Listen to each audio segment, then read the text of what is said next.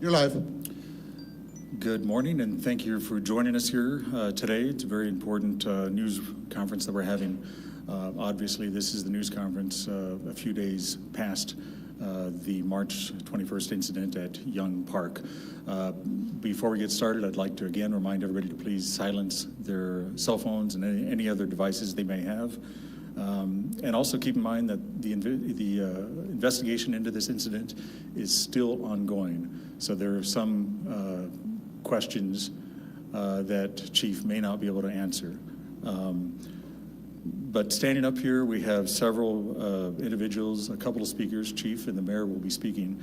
But standing up here, of course, Chief, Mayor Eric Enriquez, Fire Chief Michael Daniels, from the FBI, Jacob Van Brandwyk, from ATF, Rick Shumaleski, from the DEA, Jerry Smith. I believe a representative from the DA's office will be here at some point. Deputy Chief Sean Mullen, Deputy Chief Eric Urenda, Investigations Lieutenant Peter Bradley, City Manager Ikani Tomo Payao, and Ry Ellison from the U.S. Attorney's Office. Any one of these individuals, if they are the subject expert for the questions posed, will be able to answer your questions. But for now, I'm going to pass it over to Mayor Eric Enriquez. Thank you, Dan. Well, good morning. Thank you for being here today. We gather here today to address the tragic incident that occurred Friday, March 21st at Young Park, where we lost 3 precious lives to senseless violence. Our hearts are heavy with sorrow for the families and friends affected by this devastating event, and we extend our deepest condolences during this very difficult time. I want to thank the Office of Emergency Management along with the City of Las Cruces for partnering up and setting up relief and care for those involved in the incident. They, along with community partners and faith-based organizations, are available at the Convention Center until 6 p.m. today. I want to express my gratitude to the Las Cruces Police Department and the federal agencies for their swift action and diligence in responding to the situation. Their professionalism and commitment to public safety have led to the arrest of 4 individuals connected with this crime. We're thankful for their tireless effort, which are crucial in ensuring justice and justice to be served. Let me be clear. This incident will not be tolerated in our community. We stand united against violence in all its forms. We are committed to a thorough and transparent investigation, and we will work to ensure that those responsible are held accountable for their actions. The safety and well-being of our community is a top priority, and we will continue to do everything in our power to make sure that this happens. And to do that, we will do it by providing the funding and resources the Las Cruces Police Department needs, and we will do that on the local end. We will work with the governor and our state legislators for changes in our laws and policies to make sure that our city is safe. We are committed to that. We are committed to the safety of our community. Thank you.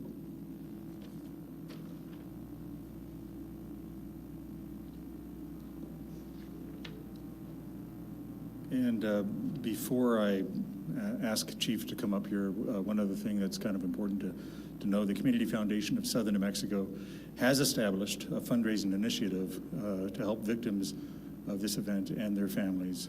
So if you would, please visit the Las Cruces Crisis Action Fund on the web. And with that, we'll pass it over to Chief Jeremy Starry. Good morning. Thank you to everyone who's here today. I just want to start by saying the District Attorney's Office is not here because they're at District Court for a dangerousness hearing for the 3 juveniles involved to ensure that they're held. And they likely, or they could be here during it and stand up here with the rest of them. We worked hand in hand with our office to bring these 4 people to justice. My goal today is to paint the best picture I can about what happened on that horrific day last week, on Friday, March 21st. That being said, this one, more than probably any presentation I've done, the information, images, audio, the videos contained are going to be disturbing. I suspect there's family members and loved ones here, and you guys absolutely deserve to be here. But this stuff hits all of us hard, so I can only imagine how it affects you guys, and just ask that viewer discretion is strongly advised. The details of the call. And one thing I do want to say up front too, this is not a traditional active shooter event where the motive or the motivation is to kill and injure as many people as you can, as quickly as you can. Unfortunately, the results were the same. On March 21st, 2025 at approximately 10:10 p.m., we began receiving calls for gunshot victims at Young Park. There was a car meetup at the park prior to the shooting.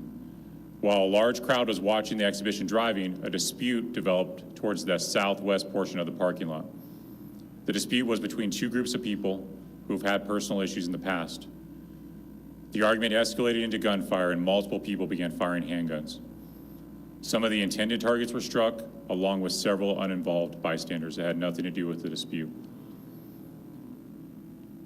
Recap of the victim information: 18 total people were injured, 3 people were killed, 2 were pronounced on scene, 1 was transported and later pronounced at a hospital. Our victims are Andrew Madrid, 16, Jason Gomez, 17, and Dominic Estrada, 19. 15 additional people were wounded and treated at various hospitals throughout the area, and their ages range from 16 to 36.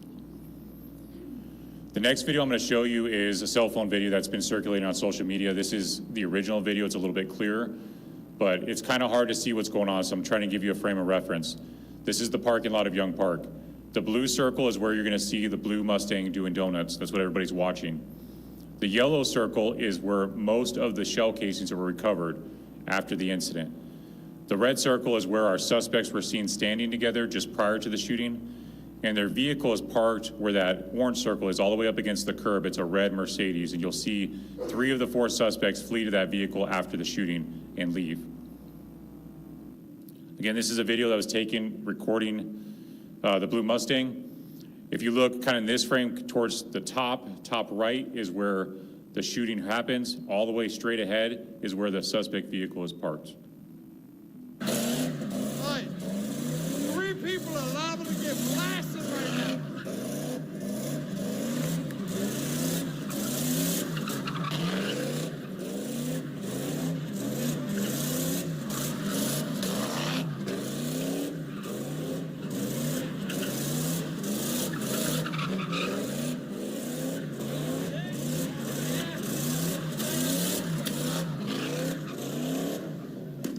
Yeah, sucker.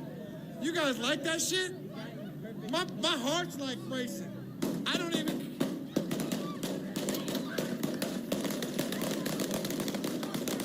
Oh no.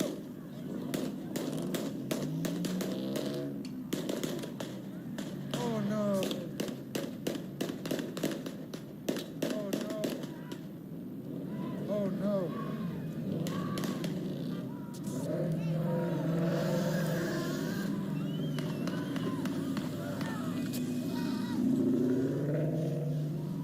Oh my God. I just witnessed a murder. Everybody roll out.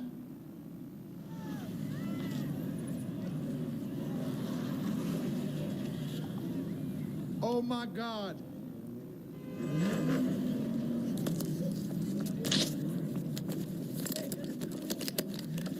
Huh. To his credit, that bystander put his phone in his pocket and began administering aid.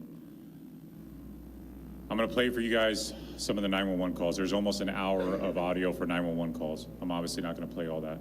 Some of the original calls, along with some of the other calls that, again, paint the best picture I can of what people were experiencing on scene. Young Park, people got shot. Young Park, Young Park. Young Park? Okay. Young Somebody Park, got shoot out shot? of Young Park. Listen to me. Someone was shot, you said, correct? Yes, there's a shootout. Okay. Well, Are you sure someone was shot, or did you just hear gunshots? yeah, I'm sure I'm not stupid. Who was shot? There's multiple gunshots. There's a army, and people got shot. There's a shooter at Young Park. How many people are hurt? I don't know, it looks like multiple. I can't tell, everyone's leaving. I'm already left the scene. Okay. I got out of there. Stay on the phone with me. Hold on just a second. Do you have any descriptions of anybody involved? No, it looks like someone has a jacket. I'm pretty sure someone died. Okay. Hello? Hello? This is 911. We're administering CPR. There's another one. There's another gunshot wound to the back. Is it one to the head? One to the... There's a girl that's shot in the neck as well. Okay, so there's a girl that's shot in the neck. That's what you're telling me, right? Yes, there's a girl that's shot in the neck. There's another man that is shot in the back. They're holding pressure to him. There's one that's shot in the head, but he's still breathing. And there's one that's shot in the Okay, arm. so and the it's head 2 as males well. and 1 female that were shot, correct? Yes, 3 males and Okay. 1 female. 3 males? 1, 2, 3, 4. 4 males and 1 female, yes. So there's 4 males that were shot and 1 female. That's what you're saying? Yes. Okay. Hello, this is 911. How can I help you? Hello, I'm in the park. What park? Young Park. Okay. What is your We name? like stop this because there's like, we heard there's gunshots here, so we think we need some ambulance over here. Okay. Okay. Was anybody shot? Yes, 3 people. 3 people? Yes, 3 people. Okay. Are you close to them? Three. No, there's 2 over there, and there's 1 laid down. Okay. Okay. Are you One. okay? Are you able to help them control the bleeding, sir? Can you check on them? Oh no, let me go check. I'm sorry? Let me go check to the person over here. Okay. We have units on the way, sir. Alright. Thank you. 911 emergency with. So there's been a shooting in At the Young Park? in Young Park. Yes. Okay. Are you In Young involved? Park. No, I Are wasn't. you with any of the people that were shot? No, ma'am. You're not with them? Okay. Did you see the shooter? No. I just heard it. I just heard the shooting. You just heard it? Okay. Are you still Yes, there? I heard it. Yes, I'm still here. Are you're still there at the park? Yes, ma'am. Okay, but you don't have a visual of anyone that was shot or the suspects? Yes, I saw the person, the guy shot. Okay, the person that got shot, I need a description. I didn't want to get closer. I just know he was wearing jeans and black shoes. Jeans The and white police is here. shoes? Black shoes. The police is here. Okay, I'll let you go. Thank you. All right, you're welcome. Bye-bye. 911. We got to get it tight. Hello? Yes. Are you calling about the gunshot victim at the park? No, we're at the Taco Bell right next door, and there's 2 little girls.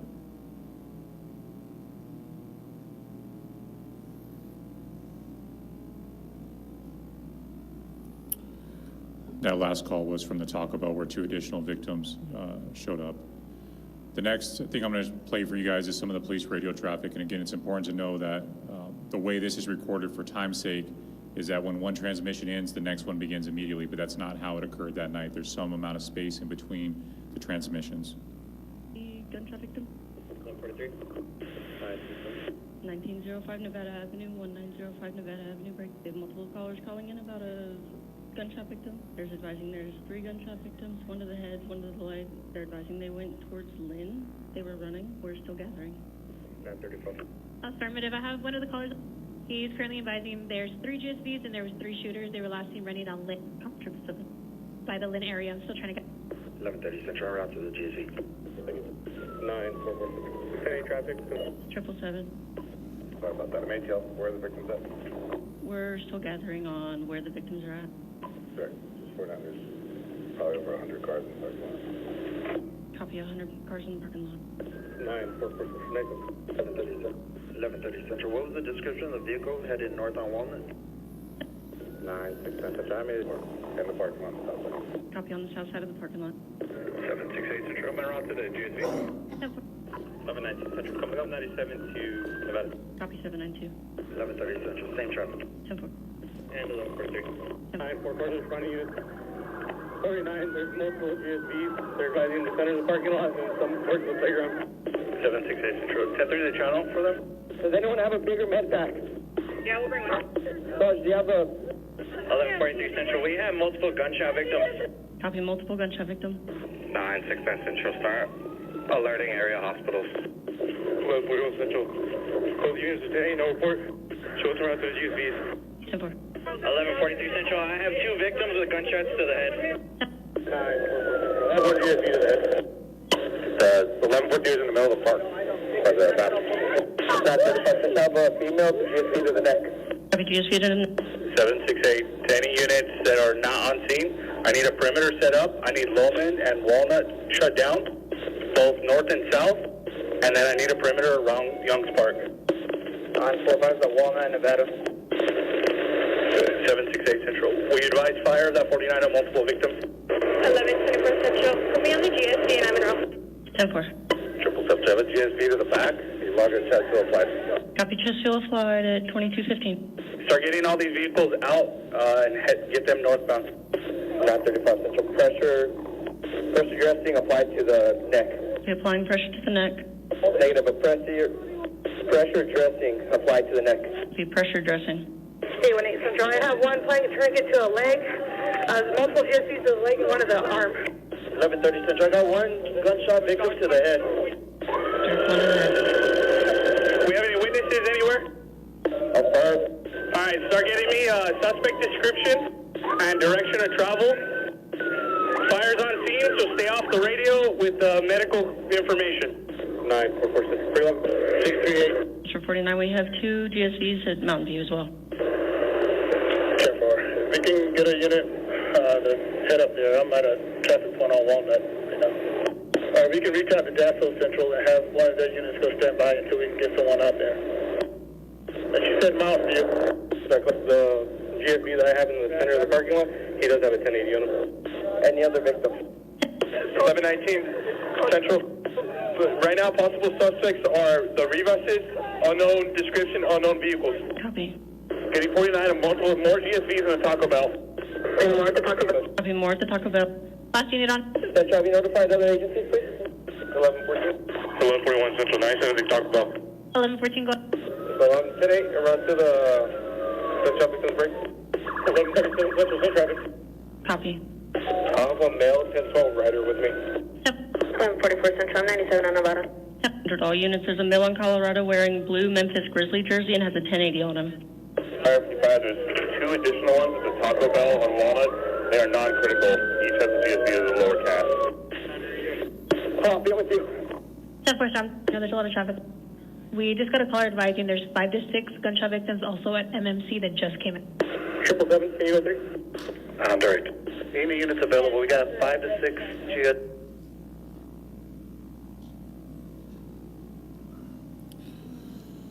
I'm going to show 3 very small clips from the body camera. This is a very difficult balance. Obviously, we want to respect not only the victims, but their families. They're going to be heavily redacted. But just to, again, show what it was like on scene for the people that were involved, as well as the responding officers and the firefighters.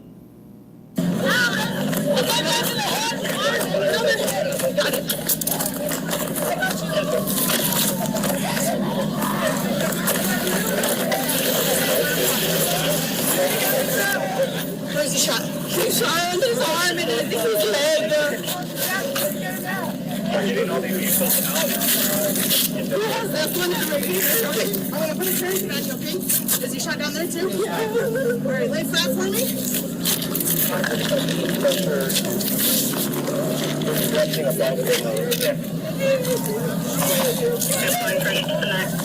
Lay down, lay on your back, lay on your back.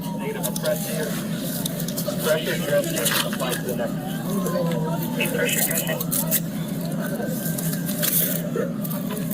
So I have one trying to turn it to a leg. Multiple GSVs to the leg and one of the arm. You can't breathe. Okay, are you okay? Just deep breaths for me, okay? I gotta stop this bleeding. This is one of our officers responding to help a canine officer treat a female with a gunshot wound to the neck.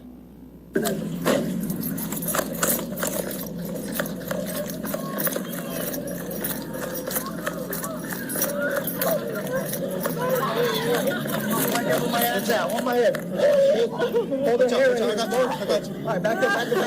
Where my hands at? Where my hands at? Got it.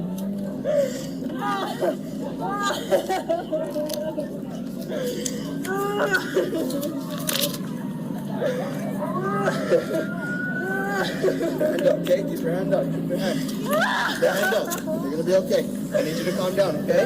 Okay? Breathe. Breathe. Be okay.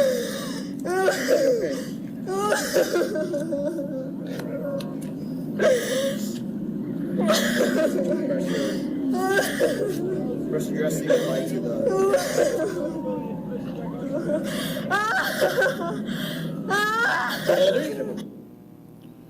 This last video just illustrates at the same time officers are providing care and treatment, they're trying to set up the perimeter, they're trying to get witness statement and put out suspect information. We're getting calls for armed people running in the neighborhoods, and this one's off Colorado.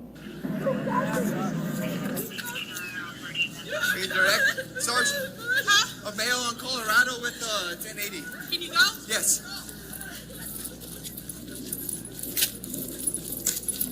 Central, I'm running that way on foot.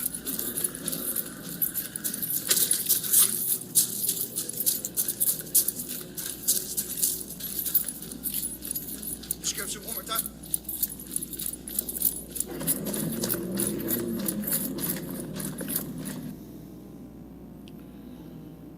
There's several different videos that have been submitted or recovered on scene that show the suspect's location standing together just prior to the shooting. This is one of those. This is another one that shows the suspects together just prior to the shooting. The scene after the fact, depending on what you're looking on right now, it's maybe hard to see, but there's yellow markers. Those yellow markers are for either shell casings or firearms accessories that are recovered on scene. The vast majority are firearms casings. I think we gave an estimate of 50 to 60 in the first news conference. So right now, the number that we have that have been entered is 59 shell casings. And those are a combination of 40, 45, and 9mm.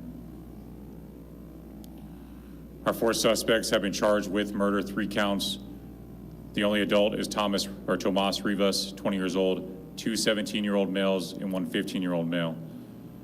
Our detectives, along with our federal partners and state partners, moved extremely fast. All 4 of them were located within 38 hours. The first 2 were in custody within 24 hours. Talk about the weapons that were recovered. We believe we have recovered all 4 firearms that were involved with this group from the people we've arrested. Obviously, those will be tested and compared to the casings to confirm that. This one was located in a yard where we believe one of the subjects, the only one that did not get in the vehicle initially, fled. We also located several firearms in a house. Those firearms were brought after the shooting. Our agents actually observed 2 of the suspects go to this house with some bulky items, put them, stash them on that property. After search warrants, we were able to recover firearms, ammunition, magazines, and clothing, both inside the house and in a trash bin outside the house, connected to this incident. This is a .45 caliber handgun Glock. This is a 9mm Glock that was recovered. Summary of criminal history. Obviously, 3 of them are juveniles, but there's a history for all 4 of them. 3 of them especially that have had multiple incidents together. Tomas Rivas has been involved in shopliftings and possession of controlled substance early on. He's been a suspect in batteries, domestic batteries, and aggravated assaults. He was charged by Texas DPS with smuggling. That case is pending. He actually had a court appearance the day of the shooting in El Paso. The juveniles have a combination of a bunch of different things, some of it together. They've been suspects or charged in aggravated burglaries, vandalism, sexual assault, possession of controlled substance, public affrays or fights, robbery, and several aggravated assaults, especially recently. Evidence from this case also confirms that at least one of them was attempting to sell firearms through social media just prior to this event. 3 of the 4 suspects have been involved in multiple cases together, especially the aggravated assaults. And by aggravated assault, primarily that means pointing guns at people. I mentioned this during the first news conference, and just kind of the atmosphere that exists at these car meets. And that's not to suggest that everyone that's there is a criminal, but there's a lot of stuff that's happening at these car meets that is extremely dangerous and irresponsible. Guns are involved where they're just out, they're used for different purposes, and no one bats an eye when they see this. So I'm going to give you a couple of examples. This is from before the shooting actually happened, of guns just being present at the car meet.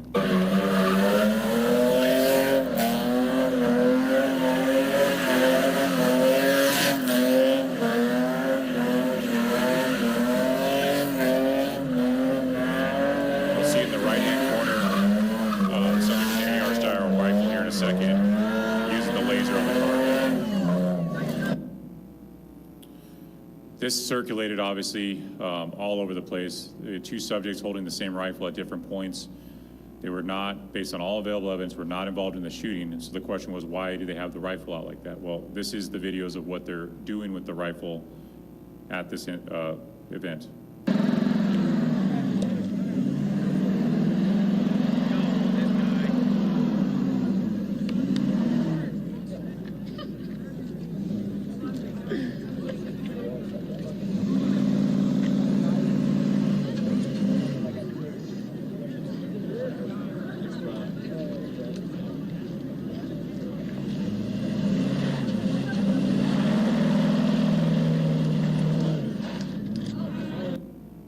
Same rifle, just different person, using the light basically to help with the video effects.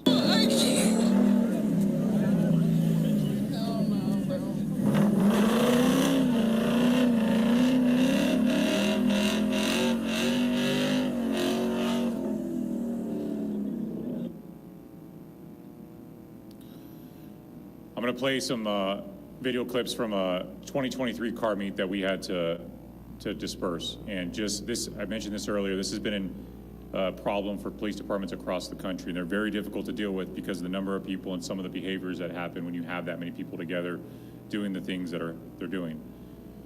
Again, this is in May of 2023 at Young Park at a car meetup. This first clip is just a few seconds to kind of show the overall atmosphere. On this call, we had 15 officers on it, basically from 2 shifts, to try to deal with this, and there's still chaos and things that happen.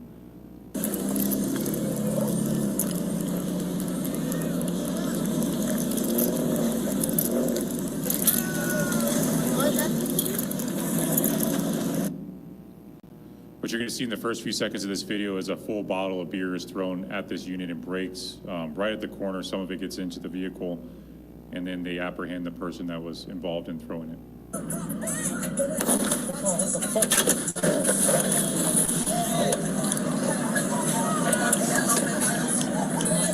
did that?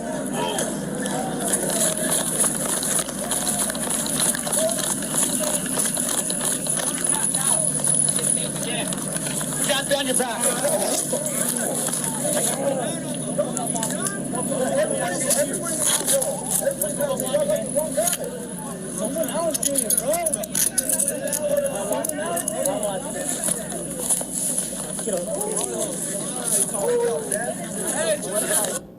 While they're trying to deal with that, they get surrounded by people, and these are the officers responding to them being surrounded by people trying to deal with the first subject.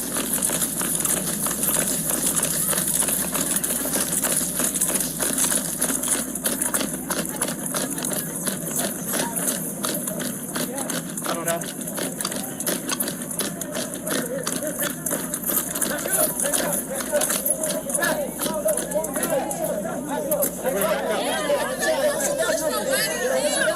Back up.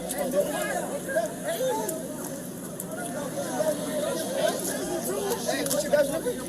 Hey, what you guys looking? Hey. Hey, what y'all doing? Hey, let him go, let him go, let him go. Let him go. Let him go. Hey, I'm gonna need both of y'all's badge numbers. I need your badge numbers. I'm gonna take him out. Dad, you push him, so that's where we're sitting. No, you gotta push. I need your badges. I need your badges. That's good. Hey, it's in the back. Huh? It's in the back right there. Take it out. What happened? He threw a rock at him. That is legal. Don't look back. I love you, Dad. I want to mention a few things before we go to questions. There is a potential for additional people to be charged with crimes related to this event, either through state courts or federal charges. I also urge anyone with information or that was a witness or has information to contact us and speak with a detective. There's a lot of information that's going around social media that is contrary to evidence or could be useful for us to have. However, those people have not reached out to us, and I'd ask that they do so. I also want to say that I'm incredibly proud of our officers and how they responded to this incident.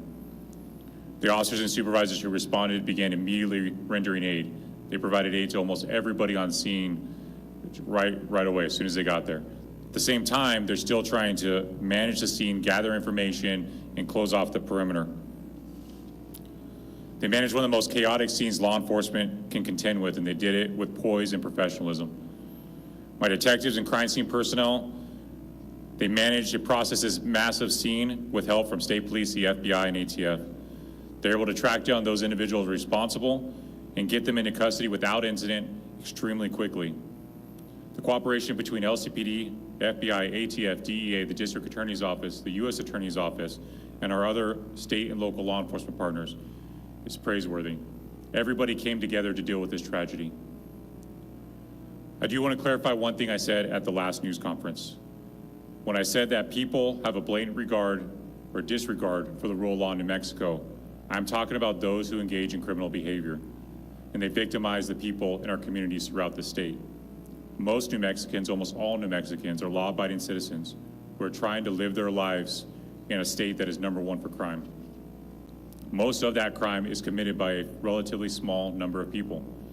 But those people blatantly disregard the rule of law, and they have very little fear of consequences because they have learned that there will likely not be any, especially our juveniles. This is not about politics, but it is about policy. Police chiefs from across the state and the New Mexico Association of Chiefs of Police have been screaming from the rooftops about a very serious juvenile violent crime problem that we have in New Mexico. We have given example after example after example of brutal acts committed by kids. Most of the time, those kids have a history of violence, like in this case. This is not just a Las Cruces or Albuquerque problem. It is a problem in places like Portales, Alamogordo, and Farmington. It is a problem throughout New Mexico. I testified about juvenile gun crime to the Courts, Corrections, and Justice Interim Committee in October of last year. DAs across New Mexico, like District Attorney Bregman and Bernalillo, have been sounding the alarm on juvenile crime. Yet nothing meaningful was accomplished at our last legislative session to address these dire concerns. But we have to come together to find solutions and ensure accountability for violent juvenile crime. That is the only option. And we're not talking about locking up every kid that makes a mistake, but we cannot be on the other end of the spectrum where there are unlimited chances, even when they hurt people. That is clearly not working. Tragedies like this present us with two options for our community and our state. It could bring us together and become a catalyst for meaningful change, or it could tear us apart and further divide us. I hope we choose the former and not the latter. At this time, we will do questions again. There's still things either we do not know for sure or we can't answer. We will try to answer anything that we can, whoever the appropriate person is. And with that, we'll move to questions. Okay, thank you, Chief. And actually, the first question we're going to have is from Monica with KOB up in Albuquerque. She sent this a while back. She asked two questions. One of them you already answered. Are there any other suspects? And I think you mentioned that the investigation is still ongoing. The second question she asked is there any fear of retaliation after this incident? At this point, we don't have any credible threats of retaliation. What I would say, if anybody does have fears or information that there could be retaliation, we ask that you provide us that immediately. Provide that to us immediately. Okay, if you have a question, please mention your name and your affiliation. Algernon with the Albuquerque Journal. Chief, or maybe this is a question for the city, following this incident, are there any changes to public access to Young Park on some sort of temporary basis? And also, Chief, is there going to be a shift in greater policing of events and large gatherings of youth, car meets, and that sort of thing? If I can answer the second part first, and then I'll ask the city manager to maybe address the first part. You know, it's not like we have not been addressing the issues at Young Park specifically or other high crime areas. And just to highlight some of the things that we've done, during our Operation Not in Vain, we included park patrol so that we went by every night before they closed and right after to make sure that nothing was going on and people were out of there. We had an agreement, or we have an agreement with the New Mexico Mounted Patrol, so they can do additional park patrol when they have time to supplement. We had our surveillance trailer placed there from about September of 23 till almost the end of last year to help supplement, but obviously we have a lot of high crime areas. We have to prioritize those resources and shift them around. We have conducted previous car meet operations. I have drone footage from an operation we did in 2023 dealing with these car meets. We had gates installed just recently so that at 11 p.m., which was after this incident occurred, we can close off the park. And that happened recently because it's one of the ways that we can try to mitigate it proactively. The Real-Time Crime Center for Young Park, I mentioned that part of that is installing cameras at Young Park as well as other parks. And the purchase order is completed, but it's not like they're just sitting there and we're not installing them. The model of that camera isn't even available till May, and then they have to be installed by the manufacturer. So as soon as we can get them installed, they will be installed. And then, of course, our park ranger program. And we have the rangers that would graduate the academy are finishing up field training, which is a necessary part of their training, so that they can help address some of the issues we have in our parks. Ikani Tomopiao, City Manager for Las Cruces. This is nothing's at this point when it comes to access to our parks. This is the time where our community and our youth need the park. So we're not changing any hours at this time, but we're going to make sure our community continues to be safe. Chief Story and police is going to continue to help us with that. Thank you. Okay, over here. Lauren Schultz with the Las Cruces Sun News. Have you been able to confirm the origin of the weapons that were used in this? Yes, we know. So there's five weapons that were recovered, 4 handguns and a shotgun from essentially the 4 people, that group that we charged. 3 of those handguns are reported stolen, confirmed stolen. The other 2 are not entered, but that doesn't mean they're not stolen. Morning, everyone. Heriberto Perez with KBI ABC7. Chief, you were talking about these unsanctioned car meets, right? And how this is an issue not only for you, but police departments across the country. What are you planning to do now? Work with more state and federal agencies to prevent things to escalate like they escalated last Friday? Thank you. Well, we've been dealing with them, like I said, for years. I mean, February 7th is the last one I can find where we had one at Young Park, and our officers went and they dealt with it. They were there for about an hour and a half almost. And so we've been dealing with this, and you can see from the videos I provided, it takes a lot of resources to safely and effectively deal with it. And even then, there's still problems. So going forward, we are going to address it, and we're going to continue to address it. If I have to do operations again, we're going to do operations where we bring in resources and technology. And we're going to go after the people that organize them for any crimes that they do commit. And there will be basically a no-tolerance policy for anything that happens. Good afternoon, Johnny Coker with KRWG Public Media. Chief Story, I wanted to ask, prior to the shooting Friday night at Young Park, were there any calls related, like 911 calls to the police as they related to the car meet as it was happening? And if so, if you have that information, do we know how many calls there were in relation, like I said, to the meetup? I don't know exactly how many calls there were. There was in computer-aided dispatch, there was a call created for reckless driving at Young Park. And so that was in CAT. It was never dispatched. In the notes, it says no units available. And that's basically what I know right now. And I will have to dig deeper to the people working to see if they have any additional information. In the back over here, Chief. Good afternoon, Christian Andrade with KFOX 14 and CBS 4, and I just want to ask if y'all have any reason to believe that this shooting was gang-related and or premeditated, and if premeditated, then how? I'm not going to address the premeditated side. I'll see if my CID lieutenant wants to. As far as gang-related, what I can say is that we don't have any direct connection and can name a gang. The behavior, obviously, and some of the stuff they were engaged in prior is consistent with gang activity or gang behavior, and that's the best I can tell you right now on that. Other questions? That was her question, by the way. So as far as the premeditation, sir, right now what we do know is that there was a history between these two families, or between these two groups, rather. As far as the exact motive or reasonings or whether it was premeditated, we're still investigating that specifically. Hi, my name's Diana. I'm with KTSM. Now, back to these unsanctioned meets, has there been any talk about impounding vehicles involved and ticketing drivers?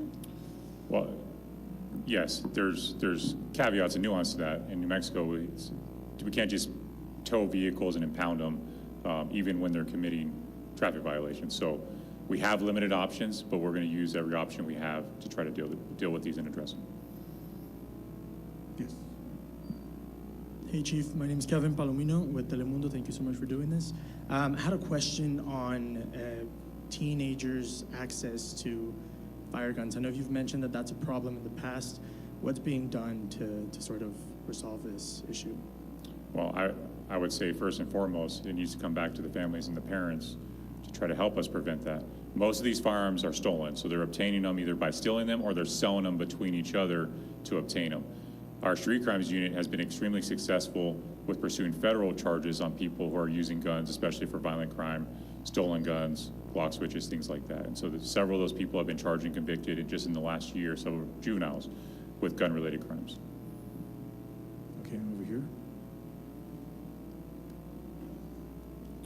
Jason with the Sun News. Chief Story, on Saturday you mentioned staffing and the real-time crime center as potential tools, maybe how this could have been helped.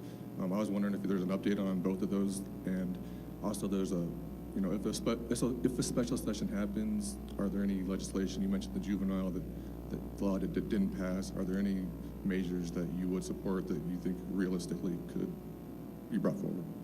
As far as staffing goes, just so I can clarify, the way it works is we have 3 shifts, and during swing shift hours, we had 11 officers out. 12 is optimal. 3 of those were on overtime, so it's not like we're drastically under what we normally operate with. But it was a busy night, as it often is, and I think there's 142 calls for service in the time that they're the only shift on the streets. There's an overlap between graveyards and swing shift, and so fortunately, this happened right after graveyards came out, so we had double the people essentially right before this happened. And so that's typical.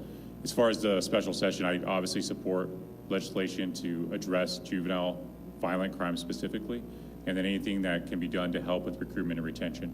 And just to clarify as well, because facts are important, the city funds and has budgeted for 220 police officer positions.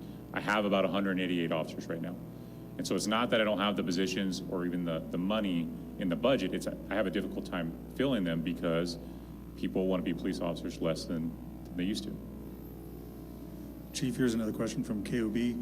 Any more insight into the altercation between the 2 groups? In other words, what was the beef, if we know it? So we have different statements.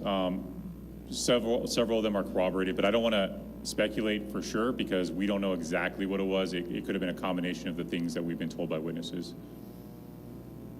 Chief Story, Leah Romero with Source New Mexico. Going back to the potential special session, can you be a little bit more specific in what you would like to see bill-wise or legislative-wise? I think District Attorney Bregman has spoke very eloquently on this. I believe it was House Bill 134 that I don't think it even made it out of the first committee. And that had a lot of changes that I think would address the issues that we're facing. And again, that's not about locking all kids away. The focus is still on rehabilitation and hopefully diversion. We shouldn't get to this point. We've already failed at this when this happens, right? When kids are doing this type of behavior. But I think that will address the kids who will not stop committing violent crimes. Chief, we have another question from a reporter who's watching online. How many of the injured were from gunshot wounds versus fleeing the scene?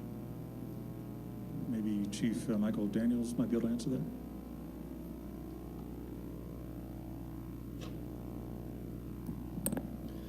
Mike Daniels, Fire Chief. As of right now, we believe, or what appears to be, all injuries were either a result of direct gunshot wounds or potential shrapnel. Naturally, the hospital, when they get to the hospitals, that's where they're more further evaluated. But we don't have any that we know that are specific to fleeing as of right now. Thank you. Paul Schultz with ABC7. Chief Story, I believe, had mentioned previously there was an interim committee in connection to working on the issues with parks and that sort of thing. Could you tell us a little bit more about that committee and the work that was done, and perhaps the last time that the committee came together to speak on that sort of issue? I can't speak to all of them. When they came here to Las Cruces in October of 2024, Chair Chandler was gracious enough to allow me to come and present and speak. And one of the main things I spoke on, probably the bulk of my time was spent talking about juvenile violent crime and specifically gun crimes that our juveniles were committing. I presented a lot of just actual examples of videos and photos that are either posted from juveniles or obtained during search warrants. And I was just trying to really paint the picture so they had the facts to make decisions, good decisions. Christian Andrade again, KFOX 14 and CBS 4. And is there any information that y'all could share about the SWAT activity near the Icebox on Saturday afternoon? Was that in relation to this shooting? It was in relation. We were following up on leads for potential suspects. That person was not ultimately involved in the shooting. Okay, let's go back here. Sorry, I'm just Chief Story, Juan Corral with the Las Cruces Bulletin. Quick question: the Alamogordo has had, or the Otero County Police, I should say, as well, has worked with some of the car clubs out there to try and have these car meets during the day and have folks be able to still share that passion. Is that something you all have looked into, possibly to make this a little bit less more crime related? Yeah, I can't say that we have, but I don't think it's a bad idea. I mean, it's not that people who like cars or love cars are bad, or that's a bad hobby. It's when the behavior escalates and it gets dangerous. So if we find a way to do it where they're not breaking any laws, I'm all for that. Chief Story, Johnny Coker with KRWG again, and this is also for some of the city officials behind you, Akani and Mayor Enriquez, but you can weigh in for sure because you spoke a little bit about diversion, investment into diversion away from getting the youth of Las Cruces, out of these types of situations that they find themselves at a car meet after dark. What types of conversations are happening at the citywide level in terms of, creating more opportunity for youth and opportunity for them to take part in things that are, I guess, above board, so to speak?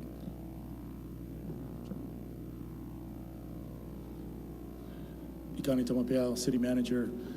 We've had various discussions internally. Actually, this morning, meeting with my Assistant City Manager, met with city councilors as we're looking for solutions for intervention, for diversion. One of the things that we have discussed is we need more for our youth to do. We have diversion program right now with the city. We assist with the PAL boxing gym, and we're looking at opportunities of what we can do to expand. One of the things that we have right now is a facility of our Amador Live facility that the city owns.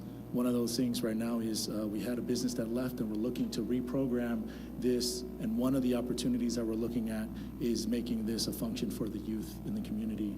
What I've spoken with Mayor and with some councilors is as we talk with families and as we talk with adults, the most important group and demographic to talk with is the youth, and actually bringing them into the discussion, whether it's at Amador Live or whether it's here at a place that's neutral where they feel that they can be heard. That's the group that we're focusing on. And so in the upcoming weeks, we'll continue to meet with our teams, the councilors, with the mayor, and with our staff to see what we can do to create a safe space so the youth can be heard, so they can talk, and we can figure this out, because we won't find solutions as adults if we don't include the demographic that's important as a youth in this. Thank you. Okay, over here. Stephanie Cordova with Univision. The 4 people that have been arrested, do they belong to one group? And also, do we know if the other group that was involved in the altercation opened fire? So the 4 that have been arrested are all part of the same group, meaning that they are friends, family, etc. The other side, I'm not going to definitively say they have fired. That is a possibility, and we're still investigating that, so I don't want to give too much before we know for sure. Any other questions here? We have a couple over here. We only have time for maybe 2 or 3 more questions. Albuquerque Journal again. Chief, on Sunday night during a vigil, there was a disturbance at about 8:30, 8:45. There was a report of a a sort of 22 caliber casing kind of sitting around in the parking lot. Have there been other disturbances? What's the atmosphere been like at the park? So in general, we respond, or we're at the park a lot, whether we proactively go there or responding to a call. And that's been true for a while, right? Just like other places in the city. That specific incident, I'm not aware of. I showed a video of juveniles shooting in the park during that CCJ interim committee presentation. And so we've been fighting that and dealing with it for a little bit. Other questions? Yes. KTSM, again, we have federal agents here. You mentioned that there is possibility of guns being sold at some of these meets. Is that why law enforcement from the federal level are here, and are they investigating, whether it's ATF or FBI, investigating these guns after the city charges may be happening? So when I said they were selling guns, that was through social media, not necessarily I have no evidence that they were selling guns at the car meet, just say that. Yes, ATF has been very involved in investigating, tracing, and trying to understand what guns are involved, which ones were stolen, and then ultimately helping us connect which casings belong to which gun. Anything else on that? Okay, a couple of more questions. Kevin Palomino with Telemundo. Just a very quick question. You had mentioned that at the time there was a call, but no units were dispatched because none were available. Is the police department feeling overwhelmed with these car meets or just with violent crime in Cruces? So with crime in general, again, the last car meet I have on a record of dispatch was February 7th. So it's not like they're happening every day. And historically, when it's cold, we don't get a lot of them. And then as it starts to warm up, we deal with it more and more into the summer. As far as overall dealing with crime, the officers, I'm sure, are tired and burned out. I said I had 3 on overtime that day. So it's been a lot. You know, we have a high call volume, and we've also had a high crime rate. Miguel Perez again, KTSM, sir. Besides the 4 individuals that were charged or have been charged, were there any other citations, any other arrest tickets, anything related or unrelated on that day? Not yet, but like I mentioned earlier, there still is the potential for additional charges related to the incident. Okay, I think that's it. Chief, I know you want to join me in thanking ATF, FBI, U.S. Attorney's Office, Fire Department, our investigators, Mayor, and City management for being here. Chief, what else do you have to say? No, that's it. I can't tell you how much I appreciate the cooperation. I mean, even DEA, who didn't have to be here, they sent several agents out, and they've been a partner in this just to make sure that we did a thorough investigation and got it done quickly. So thank you to all of our partners. Thank you to you guys for being here today.